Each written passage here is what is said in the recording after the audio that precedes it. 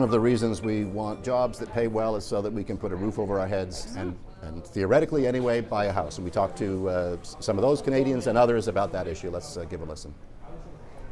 Pretty concerned right now. I have spent a lot of my savings in the past year just trying to get by and pay rent and find a full-time job that pays what I need right now. Home ownership for me, at least 10 years at least. So it's Jenny, Jenny, Hayward.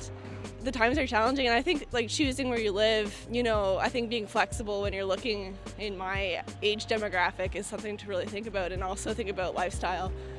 Whether you want to commute or not commute, that's a huge, it's a huge challenge. My name is Chris. It's really hard just to come up with that, initial deposit, and I find that you kind of have to find another way to get like the houses that you want. Most people usually get together, like whether it's living together with a partner. People get help from their parents just to get that deposit. I would say you kind of need something like that. It's really hard to do it on your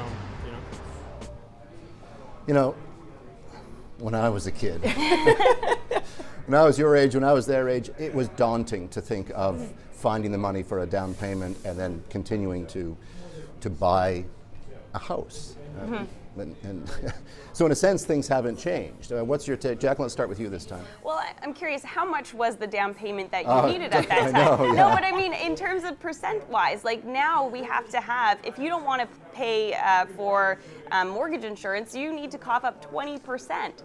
And that is a whole heck of a lot if you're trying to buy a home in a major city. So yeah, in order to get that amount of money, I think people, you have to save. Or you have parents who are very generous, and that is an increasing a way that people are funding these homes. And we have numbers, that show that. There's interesting stats from the Bank of Montreal that says 1/3 of first-time home buyers expect parents or family to assist in their purchases. 1/3 of Canadian home buyers. Rises to 40% in the cities of Montreal and Vancouver. Now, the majority of those folks say they've had to make cutbacks in their lifestyle in order to save for that first home. And 6 in 10 say their home buying plans have actually been delayed because of rising real estate prices. But it's important to also note here, there's two very different storylines in Canada. There's the storyline for Vancouver and Toronto, and then there's the storyline almost for the rest of the country, right? Yeah. So we're always hearing about these horrible situations in Vancouver, but that's in Toronto. That's not the case across the country. One really interesting way to look at this is when you're looking at mortgage debt and affordability, they say, affordability should be, your mortgage shouldn't be more than 3 times your annual income. That's considered affordable. In a lot of places in the country, you can get houses for that price. Not so in Vancouver, which is 10 times. Toronto is around 8. So we're talking about two very different storylines here. But millennials, these young Canadians, I hate to say millennials. The M word. Yeah, exactly. They're still buying homes.